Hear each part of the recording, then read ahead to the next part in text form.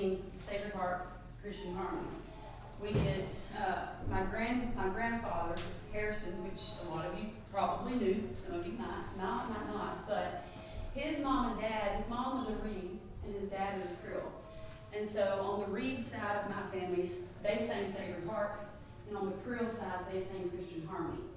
And then my grandmother was a Calvert, and her dad and his family sang Sacred Heart as well. So I have singing either Sacred Heart or Christian Harmony from 3 lines of my family.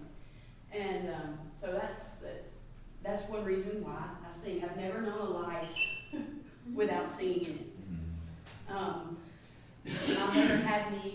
My mother went to a singing on Sunday. I was born on Wednesday, and I was out of singing the next Sunday. So I've never known a life without singing it. And I'm very thankful for it. It gives me joy. It can give me sadness. It gives me so many memories. And I just want to say thank you for all of you who didn't grow up singing, for learning the tradition and carrying it on. Singing favorites with me. My singing favorites have a lot to do with my family. It has a lot to do with those memories. And so today I kind of want to sing just some family stuff, some stuff that we sing all the time, that my granddad, my grandmother, my great aunts, my great grandparents used to sing.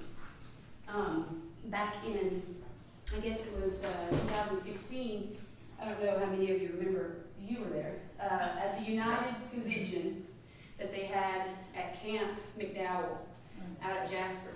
They did this, it was on Friday night. It was like a sampler of songs from the past. And what it was is the descendants of singers from back in the early 1900s sang what their great-grandparents or their great-aunts and whatnot sang. So my daughter and 2 of her cousins sang the lesson of their great-great-grandmother. They learned how to sing the songs that she sang at the United Convention in the 50s. That's a big deal for us to be recognized as a singing family that has carried on generation after generation. Because a lot of people my age that are a descendant of a singer or a singing family, they don't sing. When I was growing up, basically I was the only kid at singings. I mean, when we would go to Georgia, there was like Philip Langley, but they were kids of singers. Philip still sings, but his brother doesn't go anywhere. It's just, there's usually like one in the family of my generation that still sings. I'm kind of lucky. Yancey, my cousin Yancey goes. Emily will go as she can, but she has 3 children under the age of 5. That's a little tough. But there's just my generation, especially my distant Creole relatives, because my great-grandfather and great-grandmother that were married, Charlie and Annie. Annie had 2 sisters named Maddie and Mamie. And my grandfather, Charlie Creole, had 2 cousins that were brothers named Chester and Hester. So what happened was Charlie married Annie, which was a sister. And then Charlie's cousins, Hester and Chester, married Annie's sisters, Maddie and Mamie, which made double first cousins. So the descendants of Maddie and Hester and Chester and Mamie, we never see them. They don't sing. So the only Creole line that still continues to sing is Charlie and Annie, which were my great-grandparents. And so I find it very important. My daughter doesn't want to go to singers all the time. She's 12. I understand. I get it. There's so many other things going on. But it is important that I teach her the old ways, because it's what it is. And it's important that we carry that over into those generations. That way they know the rich heritage that they have. I try to make her understand every day what she has. She has something that a lot of kids don't have. But her mind is too young to understand it just yet. And I know that. So I try to be patient with her. And I just keep reminding her. I just remind her, you know, you need to go to singing. Do you remember how your dad curled up that first time you had 76 on the bottom? do you remember that smile on his face when you heard that CD of you singing when you were about 3 years old? Because our family made a CD, just our family, in 2010 or 2011, and on the end of it, I stuck a clip of her singing 76 on the bottom. I said, Friday, and oh, it's so precious. And she was like 3 or 4, and when we got the recording back, my grandfather was already in an assisted living facility. And I came in and I said, you need to listen to this. Well, what is it? You know, what is it? Just typical. I put it in, and when he listened to a couple songs, he said, well, that was all right. And then it got there to the end, and she started singing. And I sang the verse with her, but when it got to the chorus, I quit singing. And my granddaddy smiled and laughed. He did. Not for pictures. But one of the biggest smiles I ever saw, that was his great granddaughter. Yeah. He was proud. It made me proud to see the look on his face. Because something that was important to him was still going. And Cassie, let me tell them this. Oh. We sang at Little Red Bar School in the Great Smoky Mountain National Park, and Cassie had her daughter and a little friend with her. And it was a typical 12-year-old, and I'm not leading. And everybody led, get up there and lead. No, don't have to. Cassie's mother said, you all need to get up there and lead. No. Cassie finally got her up there. She led with her friends, and they were the happiest people on earth. And they even got a round of applause because it was something that showed that the generations were continuing on. And when you meet David Sarton and Andrew Whaley tomorrow that are coming from Pigeon Forge, their family history and memories are very similar to Cassie's, except all of their relatives were born in what was before the Great Smoky Mountain National Park. Yeah. So they were all born in what is now the park. Yeah. And it's a very similar story of the 5 and 6 generations, especially the Whaleys. Andrew's the younger one that'll be here tomorrow. And standing up and being able to stand up and lead like that will give her confidence in all kinds of other. Oh, I know. Honey, she made dance team. The first middle school dance team, she had never done splits. She had never done a high kick. She worked her rear end off, and she made that dance team. And now she's like it's just given her something. And she's all legs. She grew about 5 inches in the last 3 to 4 months. She almost must be a mile. But it's wonderful that you have the patience to continue that tradition that needs to be. I try. Yeah, it's hard. Oh, she bucks me a lot. I'm on it. Yeah, but you're winning. Yeah, I'm on it. There's a lot of peer pressure because people Oh, think yeah. it's weird. Oh, yeah. I know.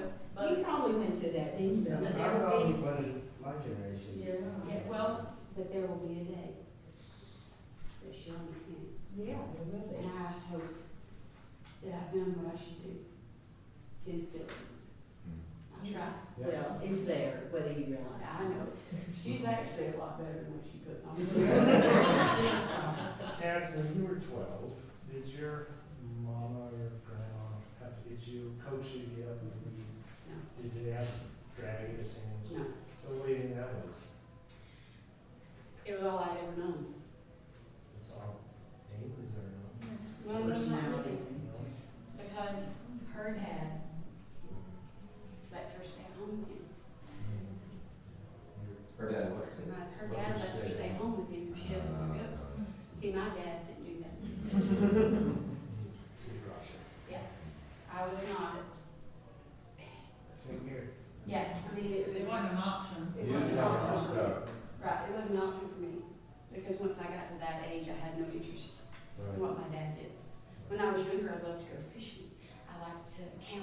go hunting with him, and that kind of thing. But once you reach a certain age, your girl's like, you're doing nothing more. And so that's where I had gotten. But at the age of 12, I could carry an alto by myself. And I'm not bragging at all. Please don't think that. Jeff Shepard made a compliment of me 8-9 years ago at Camp Fossil Law. I was teaching the alto class, so about the sharps, flats, how to sing certain tricky alto parts and matching the words with slurs and things like that. And he got up in the middle of the class and he said, y'all need to listen. She could carry an alto class when she was about 10 years old. I mean, it's not bragging, it's the fact that I had to sit and sing. I wasn't allowed to go out and play at any time. If I got called, Were you resentful of that? no, that's the thing. I'm not. I wasn't ever, because there weren't any other children. There weren't any other children. It was me mainly at scenes. And the other kids that were there, they had to sit and sing too. It wasn't half and half. It wasn't some of them outside playing and some of them inside sitting and singing. It was back then. I mean, it's not even been that long ago, 30 years ago. Like, do you know Margaret Keaton? Okay, so her daughter Christy has a son that's my age, Justin, another son, Bradley, he's about 4 or 5 years younger than us. When we were kids, they went all the time. We grew up together singing, but they don't sing. They would rather do anything else to go to singing. They resent it. Yeah. Because they were made to go. Right. But I went the other way. Which is great. Well, but a lot of it is because I was given the confidence.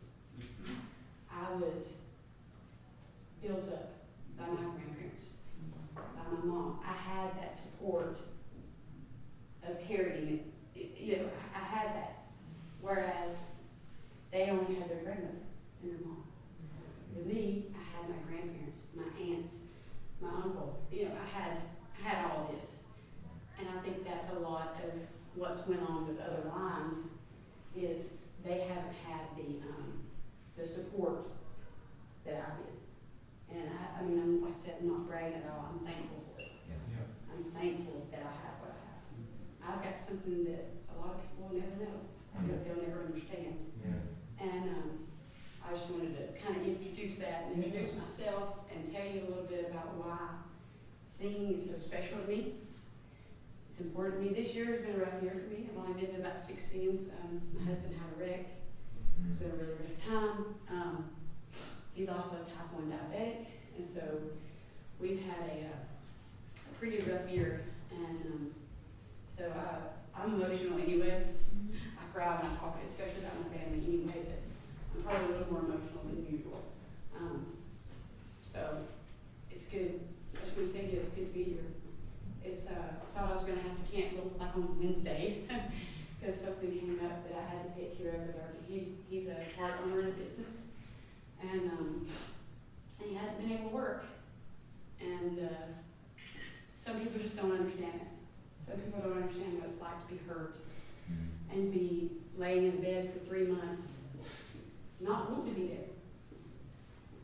And so it's been a rough time for him and for me.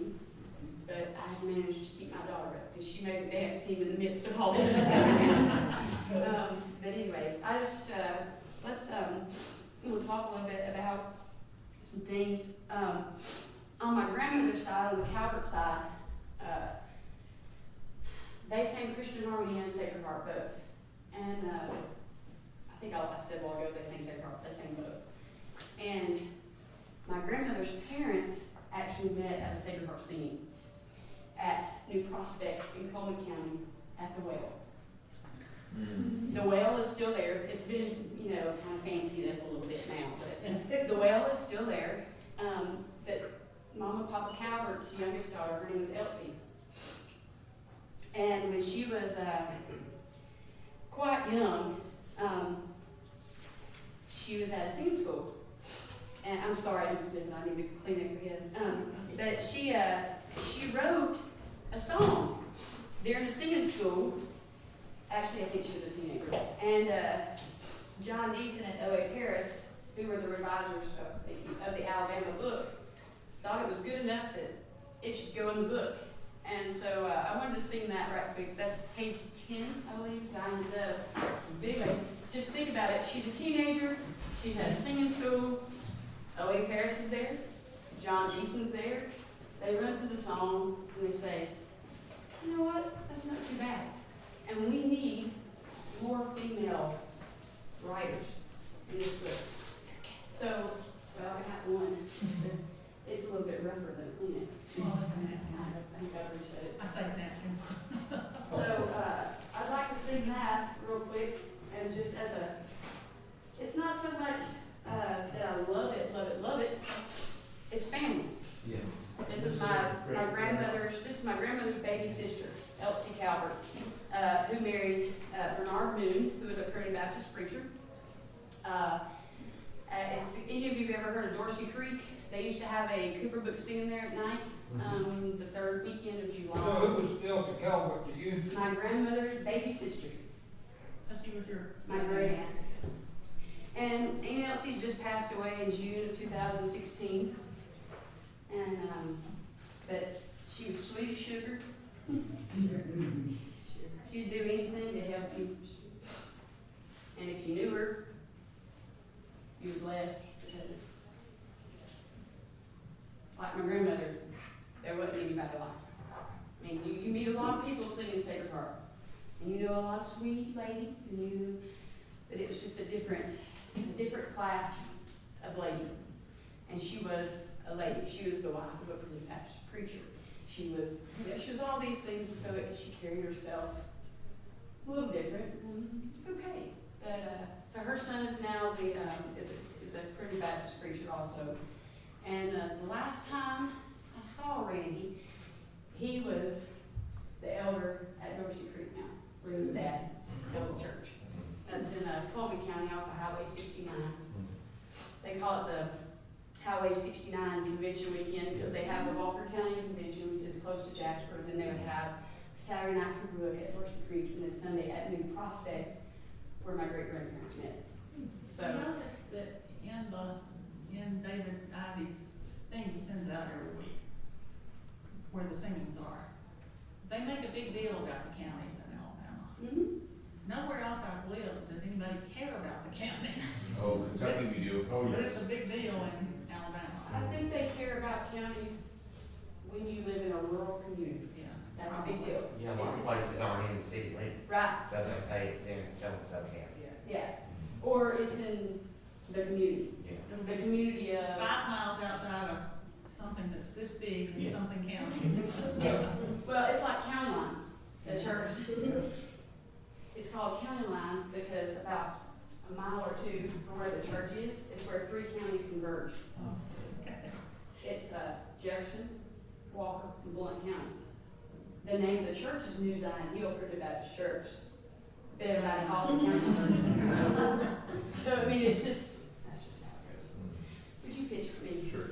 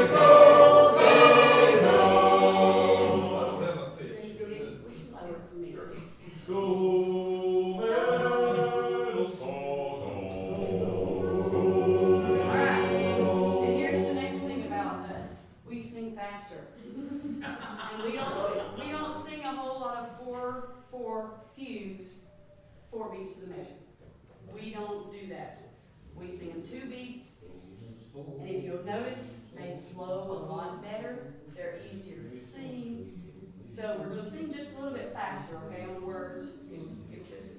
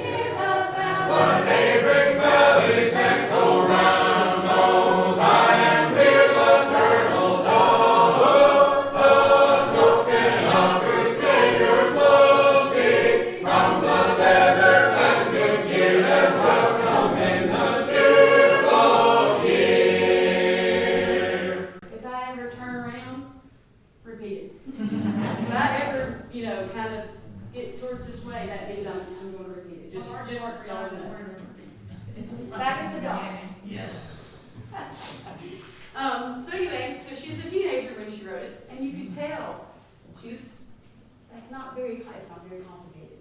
It's very singing school-y, if you really What think part about it. did she sing? She sang alto. You can tell. Yeah. I mean, she sang tenor too, but mostly alto.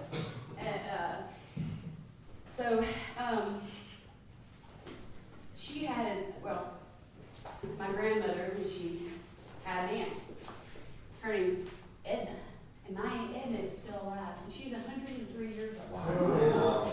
And she can still remember going to singings in the 1920s. So this grandmother, was that Harrison's wife? Yes, Farsi. Excuse me, not the 1920s. She can remember going to singings in her 20s. And she, of course, it's important to remember that back then, Sacred Heart Christian Harmony was sang in church too, along with the Lloyd Hymn Book. So when did she die? Did I know her? 2016, yes, you did. Yeah. I thought so. Yes, sir, you did. So it's important to point out that Sacred Heart Christian Harmony, they were sung, the book was sang out of alongside the Lloyd Hymn Book in church. So everybody was familiar with these books back then. And she tells stories of not only my Creole side that I've heard stories about, but the Calvert side, their kids would sit around at night and sing. That's how they got so good at it. They sang after supper time. They didn't have anything else to do. They didn't have TVs. They didn't have radio. They didn't have those things that fill up our minds and our time these days. They spent their time together as a family singing. And I just wanted to point out about Aunt Edna because she's still living and she's still sharp as a tack.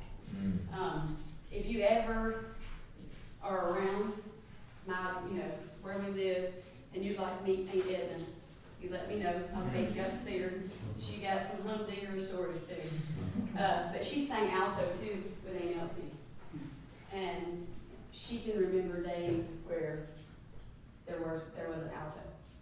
Like women stood and sing alto. And she said that when they started singing alto, it sounded foreign. The music sounded foreign to them. And so I found that a really fun thing that she lived through that, and she's still alive now. She was alive when that started. That's pretty cool. Yep. But our family traveled together a lot. I couldn't tell you how many trips I've been on in either my grandmother and granddad's blue Creole Mobile, which is a big van, seated 7, and we would pack it. We would pack it and go. We drove to Minneapolis one year to sing. The first time I ever went to Chicago for the Midwest was in '87. I was 4. I can remember that trip. Numerous trips to Henderson, Texas for their singing. That was last weekend, in August. Georgia, Florida, Tennessee. Lawrenceburg used to be a really big scene in Tennessee. I don't know if any of y'all knew Clayton Ezel and his sisters, but they were another little singing family from Lawrenceburg area. My granddaddy and he were about the same age, and they knew each other. And so there's just Is Barrett Patton came to you? He's came to somebody that sings. okay. So Barrett's grandmother and my stepfather are cousins. So no, not blood. We're By marriage. We're not talking Creole, we're talking the other side. Who are we talking? Jackie, my stepdad.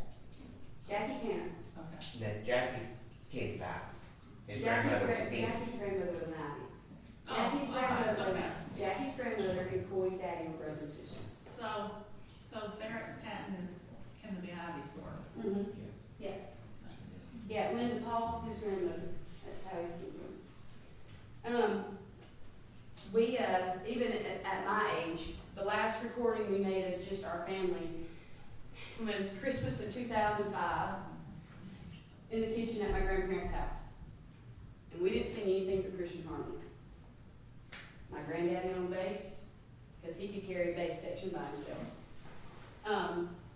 Me and my mom on tenor, Uncle Danny and Aunt Ann on treble, Aunt Linda and my cousin Emily on alto. That's the last house recording I have of us, because my grandmother passed away in '07. And I can remember it's 2005 because I was pregnant with Ainsley. But, Granddaddy at one time, or actually throughout my life, had always been a very respected singer. And I'm going to use this, I don't even know if it's true or not, but he was so respected that Mike Spencer wrote in those bass notes on Sinless Summerland, because that's how he sang it. He didn't sing it like it was in the book. He sang it his way, and everybody sang it that way. He sang it, so everybody else just followed him. That's like, when something like that happens, you take notice. And something I'm really proud of. So I'm going to sing 180, because this is a definite Creole favorite. If my mom doesn't sing it, my aunt will sing it, they will sing it, somebody will sing it. And my Uncle Ernie, my Aunt Ann's husband, he passed away in 2012, about a month before my grandfather. This was one of his favorite songs. He didn't sing, but he loved this song. This was one of his favorites. So we would always sing it for Uncle Ernie. But now that he's gone, we just sing because we like it. Well, I need to plug in here that, Mary Ellen Schrock always lived this when she just died recently. Oh, She wow. completed it. Really? Yeah, they just here very soon. I'm sorry to hear that.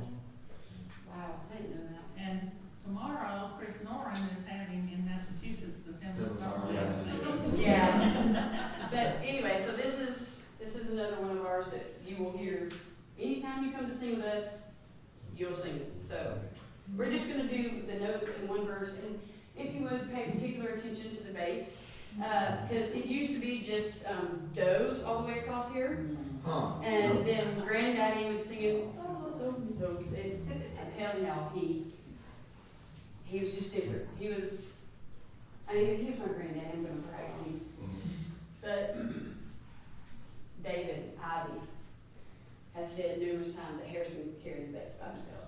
And when he was younger, he could, even at 80 years old, he was doing pretty darn good. And then when I was little, sometimes he would sit and sing treble. His mom and dad both sang treble. Sometimes he would sit and sing treble, and when he did, I couldn't do anything but cry. And I was a teenager, and as a teenager realizing, it's my granddad, it's a big deal. To me it is. I know a lot of y'all probably don't think that, but anyways. But, sing the notes on one verse.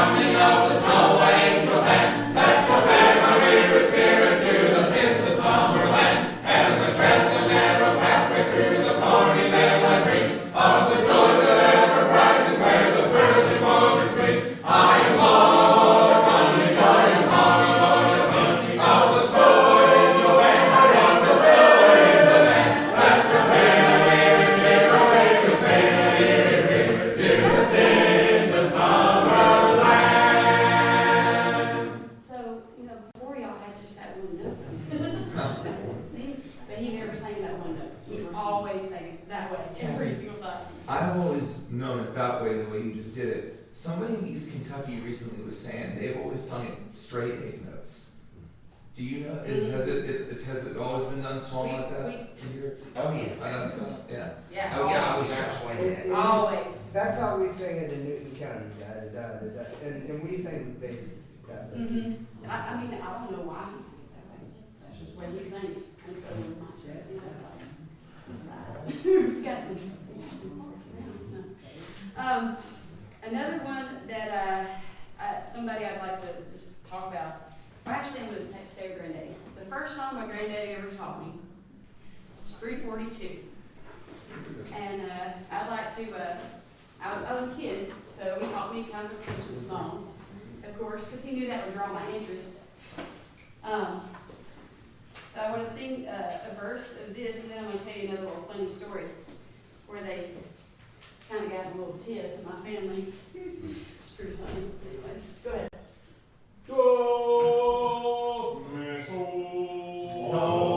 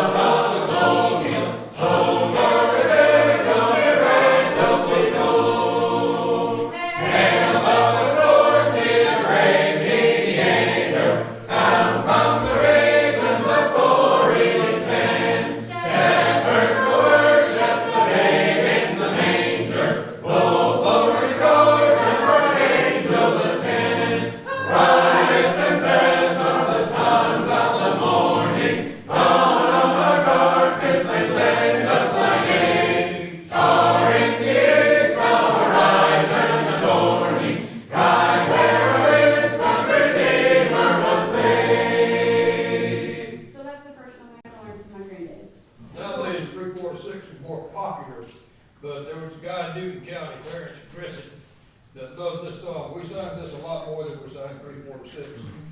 We did too. We did too, but I'm going to tell you a story about that. One of my granddad's sisters, Marie, if you've ever heard of Marie Aldridge, that was my granddad, one of my granddad's sisters. At one point, she said, you know, there's another song in this book that uses those words. You already know the verse. Why don't you do it? Okay. So the next time I got up to leave, I called 346. And my mom said, no, that's not it. It's 342. And I agree, said, let her sing what she wants to. So I let it. And when I sat down, Mom said, where'd you learn that? Yeah, we sang both songs, but we sang 342 more. Well, they sang those songs, but when Aunt Marie was grown up and singing, they sang 346 as much as they did 342. But by the time that I had gotten where I could sing, they were singing 342 a lot. And so Aunt Marie was like, and so that was like a big deal. Aunt Marie had went and told me something to learn and didn't tell Mom. And so Mama had not heard me practicing or singing or nothing, because I would do it on my own, you know. And I was only about 10. Did y'all sing 345? 345? Yeah, I was wondering about that too. No, I don't think I've ever sang 345. Oh. So I wanted to sing one verse of 346 because it's like pretty important that you sing the major and the minor of the song. So this is the one that I had snuck around and learned without my mom knowing. And Did your mom have an issue with it? No. Okay. It's just she didn't know I knew it. So she was just trying to know, it's 342. Aunt Marie was like, let her sing what she wants to. You know, because Aunt Marie was the older generation, just let her sing. We're going to sing one verse of this. Go ahead.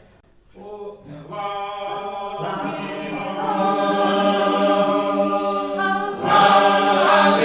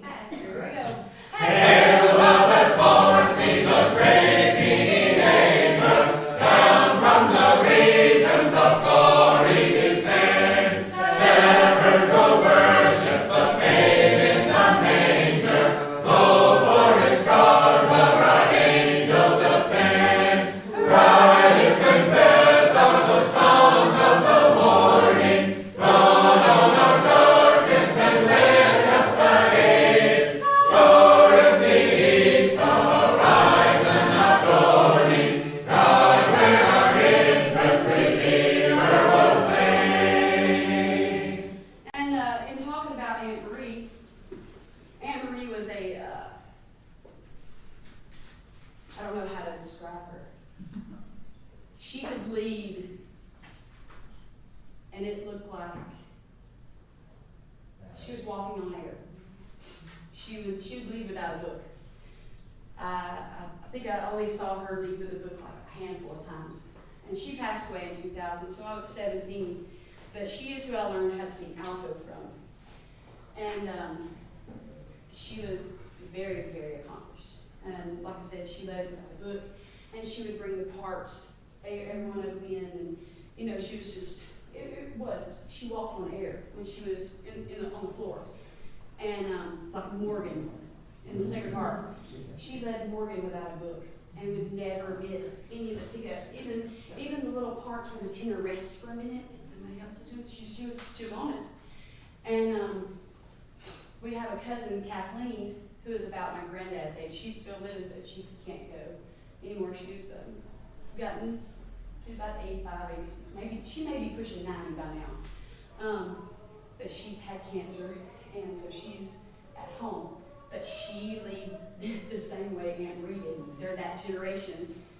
And that's kind of a Ditson. They learned the Ditson style.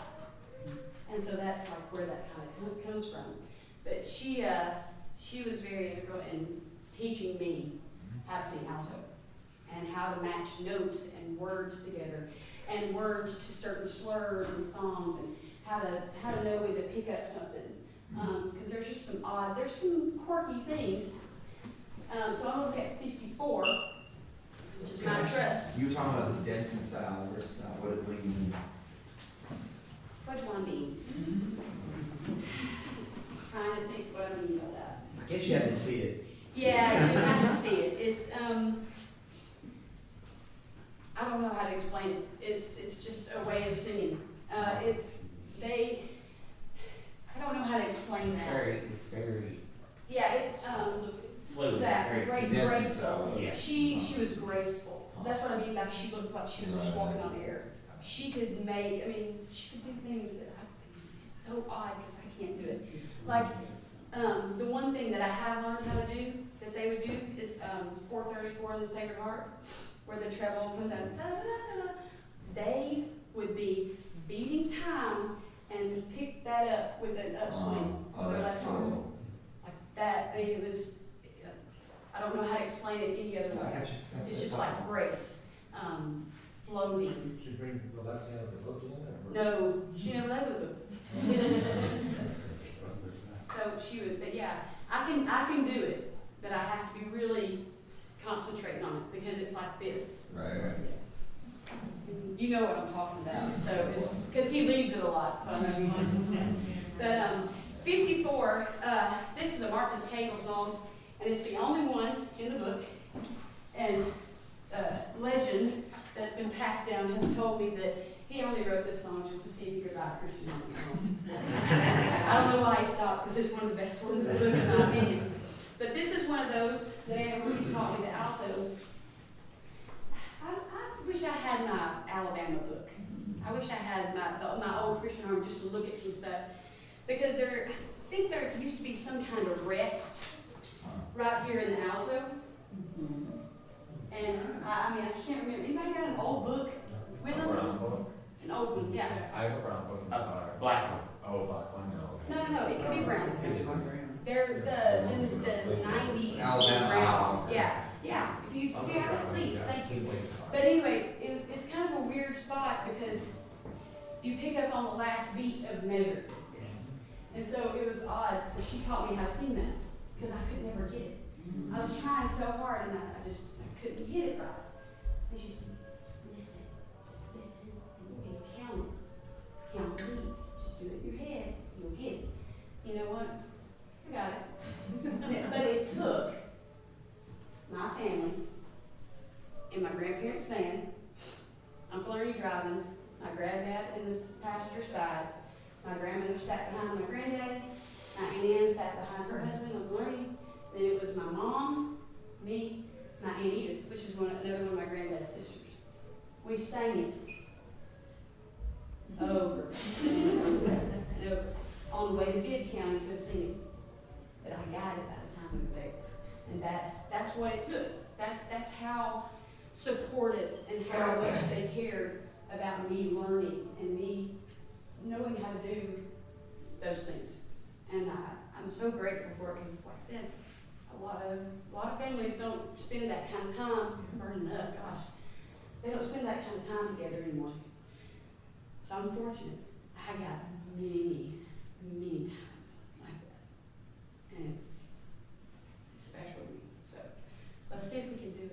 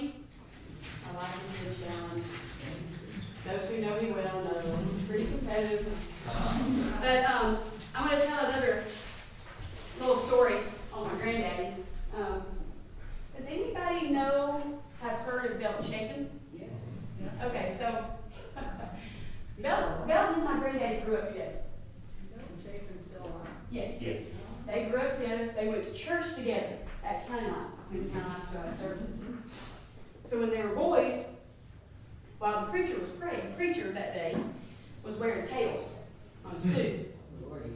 Okay, well back then, the boards and floor were still boards, so there were cracks in between the boards. When the preacher knelt down to pray at the altar, his tails were hanging in between the boards. Well, Granddaddy and Bill had this great idea, and they climbed up to the church and they tied his tails together underneath the floor of the church. Well, when we got ready to stand up, he stood up and ripped the whole back of his jacket off. And my mama Creel whooped my granddaddy from the church home. So I have to tell that story because when Belton tells it, you can't stop. I mean, he's very dry. And but anyway, I wanted to talk about that because he taught me how to sing 332. So I'd like to sing 332, which has really nothing to do with my family. That's Mr. Belton's song. But he's tied to my family through tales. But I mean, they grew up together. They sang together for 70 years, he and my granddad. Well, actually for about 80. But his brother, Belton's brother Cohen, lived next door to Amy and McLaurin. Cohen married Helen. So we do our families knew each other down. Our grandparent, my great-grandparents and Belton's parents, they sang together. So we'd sang together. There's 3 generations at least that have sung together with those 2 families. So I think that that's important, and of course I love 332 because of Belton. So this is one that y'all sang a lot? Belton sang. Okay. Belton He sang. was the one We that didn't, sang it. yes, we didn't sing it so much. Family didn't sing it. It was Belton that sang it, and he's the one that taught it to me. And I just want to sing it because it's one of my favorite songs. And it's singing favorites for Cassie, so that's But no, I wanted to introduce it because I wanted the tie. I like to tie things together. It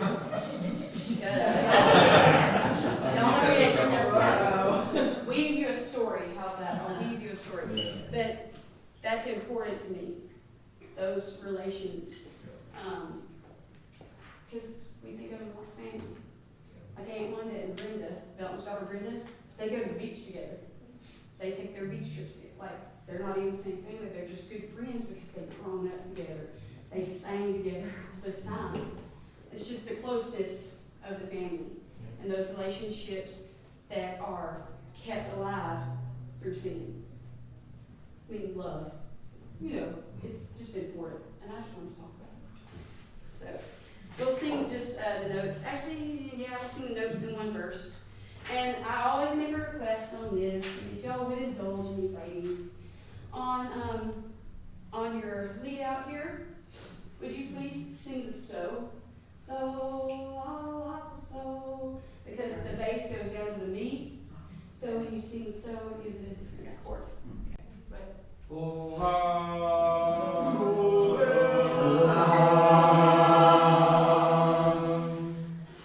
sorry, I forgot I had all my stuff in my hands. All right, here we go.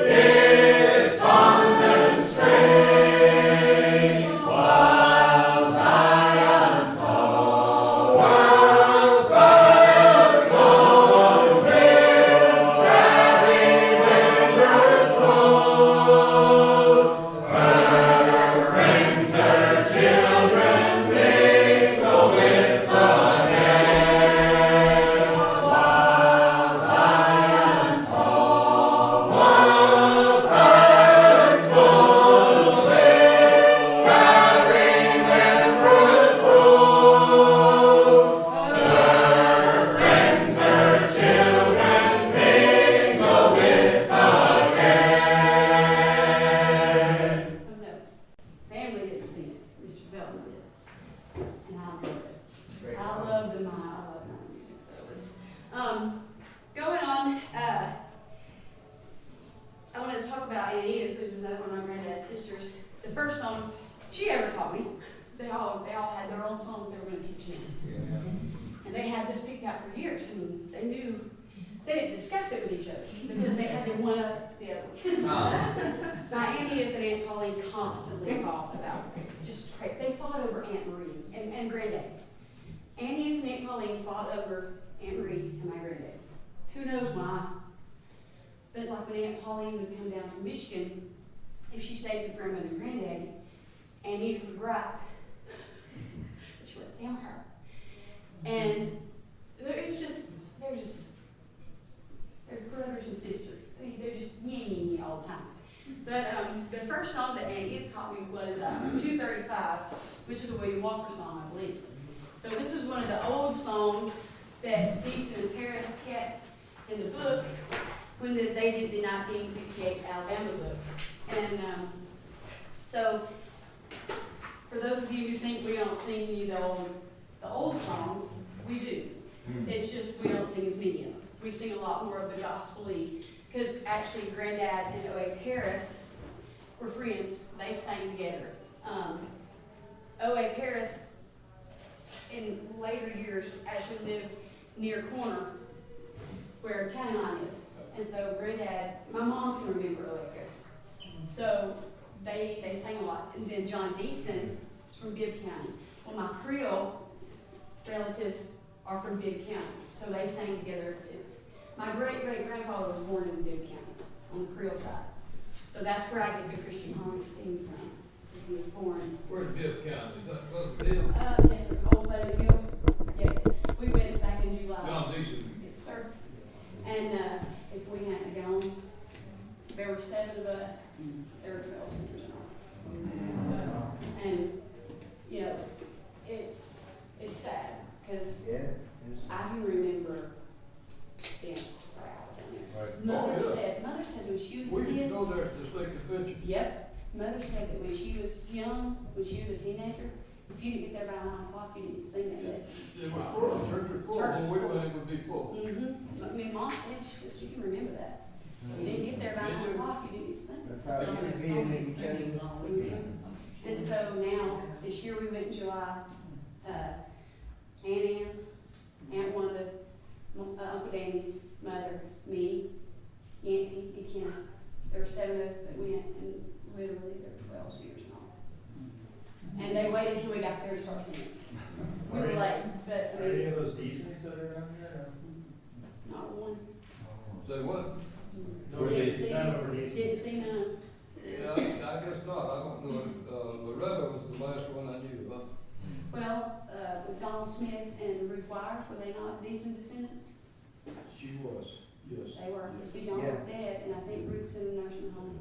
And now, that daughter, I ain't seen her. I haven't seen her in Long 15, time. 20 years. Yeah, it's been a long time. And Loretta didn't sing, Loretta died, but she hadn't sung in 15 years. Well, there used to be 3 Curl sisters that would come to Old Pleasant Hill, and they were distant relatives of ours. Yeah. They're not coming in. Loretta was a good singer, but she just quit going. It's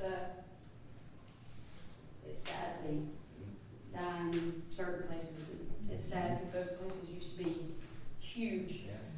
But anyways, we'll sing, now, this is written in 2/2, but we don't sing it a slow 2/2. So just sing along with me, and, like I said, this was one that Annie had taught me, and, it's still one of my favorites. I really like this song. And again, it's one of the original Christian harmony from the book. So go ahead. We'll just sing up to the first verse.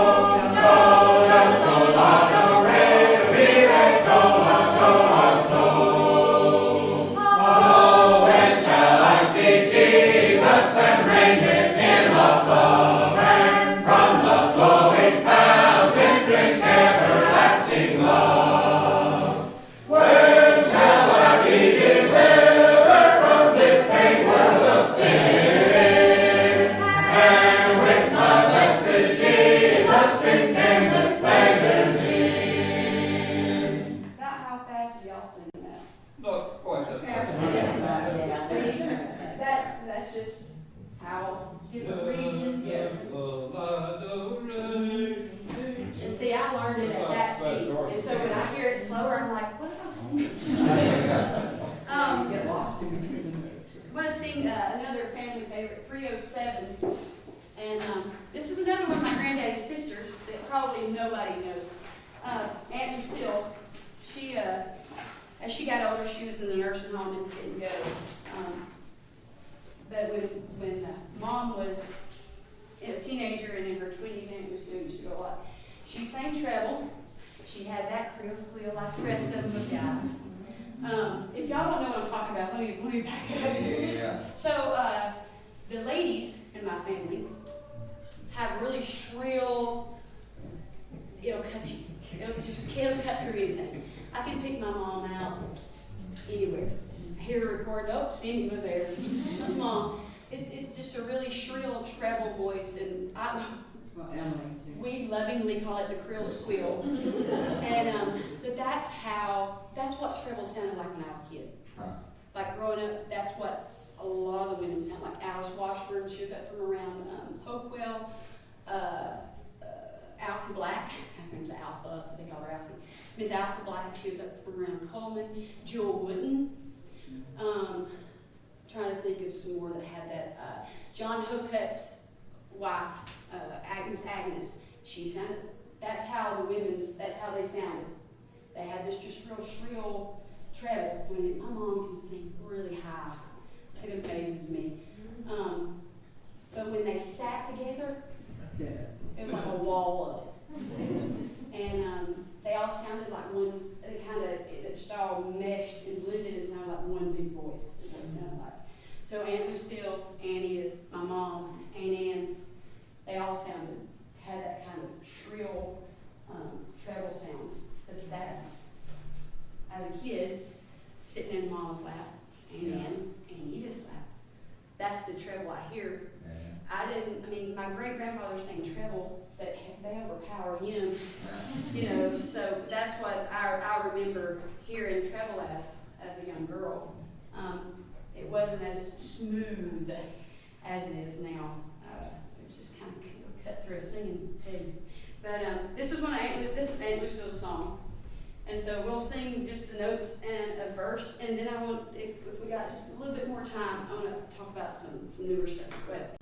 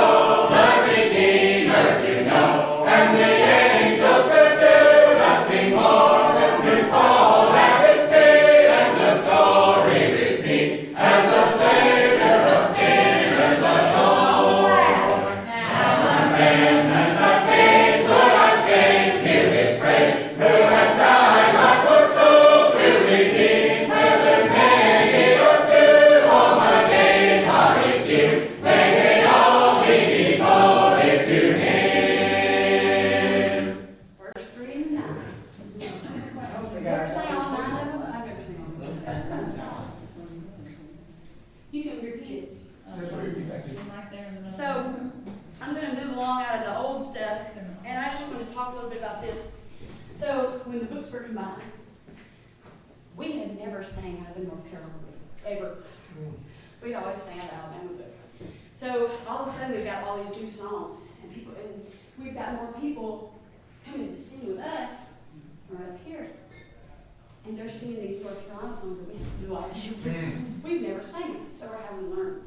So I just want to talk a little bit about some family favorites that are in the new book. And the first one is Fish Pond, which is 432. And this is my Uncle Danny now. We hadn't sung it. Uncle Danny we have to sing it. Because it's one of those that's not new, but it's new to us. So it's quickly become a favorite. And the way it's kind of odd that, so there's a second treble line. on this. And so what happens a lot is the alto, I sing alto. A lot of times I'll sing the second treble instead of them having to branch off and half of them sing that second treble line. I'll find somebody in the alto that'll sing the second treble with me. And it gives it that fifth part. That's the way we like to sing it. So, I just wanted to say that's how we do it. Instead of some of the treble branching off and singing it, a lot of times, I'll be sitting on this side of the alto and I'll be singing the second treble. And it throws people off, and I know it does, but it's too pretty not to give it credit. So we'll sing we'll just sing the notes in one verse. And if you would, you go sing? Okay, thank you. Thank you, Chris. Go ahead. I've never sang.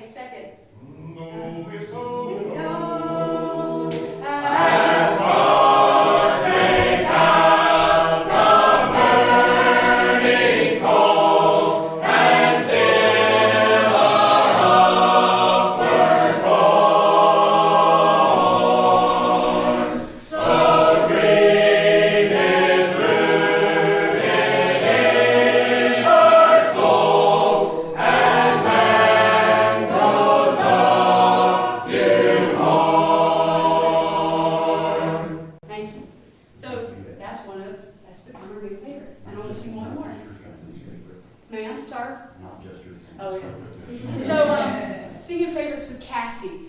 So Cassie, one of Cassie's new favorites is 548. So I want to give Billy some love. Because this is something that I like to sing, but my family still hadn't caught on real well. And honestly, I don't so much like to lead it, I like to sing the alto to it. Because Where's the alto part? the alto makes it. That's my favorite part. It makes it, so, but, they still haven't really caught on to how it moves. It's high. You know how they are. They're really kind of closed-minded, and then they're thinking, oh, I like that. No, we'll learn how to sing that. They're like that. They kind of, when the books were first combined, there were a lot of people in my family. They were like, we ain't sing them songs in the back. I'm telling y'all, they get some attitude. I can get it too. Well, That's the reed coming out. That ain't the Creole. It's the reed coming out. But I'll tell you one of my movies, your granddad was when we state convention, and it was on Sunday, and I was sitting next to him on the place, and it was, I guess, shortly after the book came out, and he got down to sing with somebody, sang the song, and sat down, and he turned to me and said, "This is a good book." Yeah, we appreciated that because he was one that did not want to do this book. I know. He told me, don't mess with my book. Right. It's My very response was, if you had told me this 6 months ago, they may have done this, but I would not have been a part of it. But I'm sorry, this train has left the station. Yeah. I just hope when we get finished, you'll like the book, but we're gonna do it. Yeah. And, so I appreciate him coming back and saying that. It's hard to do that. When It you is. fight against something, it's hard to come back and Each say it's word. good. Each And word. he did that, and I appreciated it a whole lot. I think after it came back and it was bigger print, we could read it. Oh, And because that 58 version, O.A. Parrish wrote a lot of those notes by He hand. wrote all of those notes. Well, yeah, that's true. I think I had a nervous breakdown doing it. Yeah. So, I mean, they were all handwritten, and you couldn't tell what note was what. It was kind of messy. So when it came back and we could read it, and it just makes a world of difference. It was just those songs that we didn't know. We had never sang them before. They weren't in our book. We're not gonna sing them. But, and I'll be honest, I have a cousin who's still that way. And it gets on my nerves. Because guess what? The thing that Because surprised guess me what? about that was, he grew up singing out of that other book, out of the old book. Oh, yeah. Just like me, he's older than I was. I was 20 in 1958, but he's a couple years older than me. So he grew up singing out of that William Walker book. Yeah, he did. So Cassie, I was grown before I knew what the egg and shape actually looked like. Oh, really? Just blobs. Yeah. That's true. I mean, but like I said, I still have a cousin that doesn't want to sing the songs that are in the back, and I kind of jumped in today and I said, you know what? When you get up to lead, everybody sings for you. So you need to show some respect to the people who like those songs in the back of the book, because they show you respect by singing for you. That's something that really kind of aggravates me. Just because it's got a certain word, or it sounds a certain way, or it's not proper, it's not politically correct, I'm not going to sing it. That's a really, it's a really crappy way to look at things. Because if somebody gets to lead that song, it obviously means something to them. And if they're respectful enough to sing for you, shouldn't you be respectful enough to sing for them? That's something that really, I feel very strongly about. You may not like what I'm singing. I may not like what you're singing. But I'm going to sing for you just the same, because I respect you. And I think that if more of us could get that frame of mind, whether you think it's right or not, whether you think it's, again, PC or not, it means something to that person that's singing it, or they wouldn't have called that number. Think about that the next time, if you've ever been at the point where you said, I just don't like this, I'm just singing, I may not like the song at all. You can ask Hayden, I'll tell him, I don't really like the song, because you know what? In a singing, if I'm sitting right there, somebody gets on this floor and they call that number, I sing it because they like it. It means something to them. And I think that, maybe we should sometimes think a little bit more about others and ourselves. Again, it means something to that person. Let's show that we love them as a singer, that we have respect for them. Those are important things. I don't want to sit there singing. I really don't. I don't like sitting there singing. And there's it can ruin a singing for me. Being out singing with someone who doesn't necessarily treat you the right way. Or they look at you a different way. When I walk in the door, all that's outside. I'm a singer in here. I'm a part of your family in here. Show that to me. I give it to you. There's that video with the little girl at the end that says, I've never met anybody mean that Sacred Heart's their name. I mean, I love you. In here, I love you. I have no qualms with you. Out there, it might be a different story. But in here, it's love. And that's how I feel about singing. We're going to sing one verse because I know it's time to stop. And I've been talking a lot more than just singing because It's all good. I want to get to know you too. Yeah. So I'm open. I'm open-minded. I'm an open book. I will share with you to a certain extent. if there's something that you really are interested in knowing about me, about my family, I'm open like that. I like to get to know people. I like being around people. So thank you all for indulging me for the last hour and a half. I appreciate it. Actually, it hasn't been an hour and a half, about an hour and 20 minutes. So, yes, ma'am. I want to share one thing with you all. I got a mother that'll be 101 in 2 weeks, and a dad that'll be 103 in December. Wow. And I can't leave and go to the singings. And Cassie's mother calls me and turns on the cell phone, and I listen to all their singings at their houses. So, you're part of the family, whether you want to be or not. You got that right. Cindy says, when you get tired of it, just hang up. My mother loves Robin, and Robin loves mine, and I love Robin. There's something, we don't know, it's just like Hayden. What you see is what you get. Yeah, Hayden's my adopted brother, if y'all didn't know, like for real. He could drive. He's my adopted brother. Yeah. I'm not joking, that's how I feel about him. He takes care of my mom and Jackie sometimes. He drives them to scenes when they need something. They go out to eat together. He's like my brother. I think of him that way. I would trust him. I mean, I trust him. He drove my truck yesterday, my brand new truck. There's four of those guys together. And he said, well, Alex, we're going to ride together. I said, you stay. Okay, I'll stay. You know why? You can drive my truck. I can rest. Alex can't drive my truck. I mean, and they're what, you about the same age. He's a little bit younger than you, maybe? But still, it's not like different as in I look at him different. It's different as in my mom. He takes care of, he helps them. He's my doctor. That's how I feel about him. I didn't know Hayden until I don't even know. 5, 6 years ago. Forever. It seems like forever. But I've only known him like 5 or 6 years, right? How long have you been singing? I've been singing 9 years. 9 years. Well, I'm probably longer than 5 or 6 years.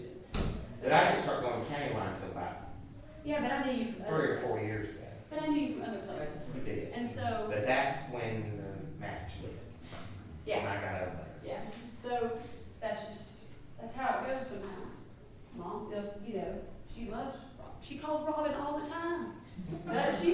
Y'all talk all the She time. calls me whenever they had a flood and she was on her way to work and Yeah. buying clothes because they had a flood. Yeah, And just she call. says, I just have to talk to you because I'm crazy. But that's the kind of relationships and the friendships and the bonds that we have. And it's all because of the music we sing and the common bond of love. And I love all of you. Some of you I don't even know, but I love you just the same. You remember that? We're going to sing this, and we're going to sing one verse of it. Thank you. You want to lead it? Yeah. You It's gonna let- sing out though. Yeah. Deal. Y'all continuing? Yes, we are. We're about done. No, I keep on going, I don't want to. 5:48. Now sing it on. Oh my goodness.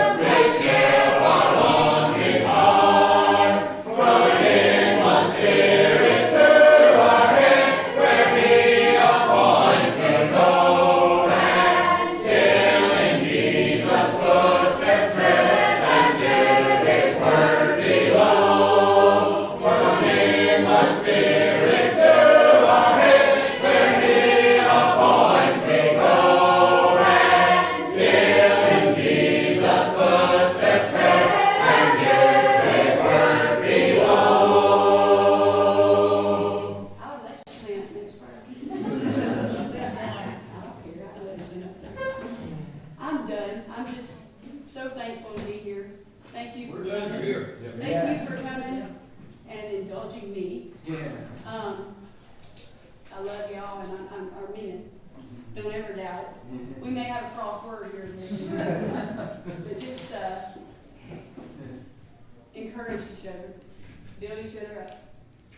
Because that, as a family, is what we should do, is love each other, encourage, and, we still are in heart. Thank you all. Thank you, Cassie.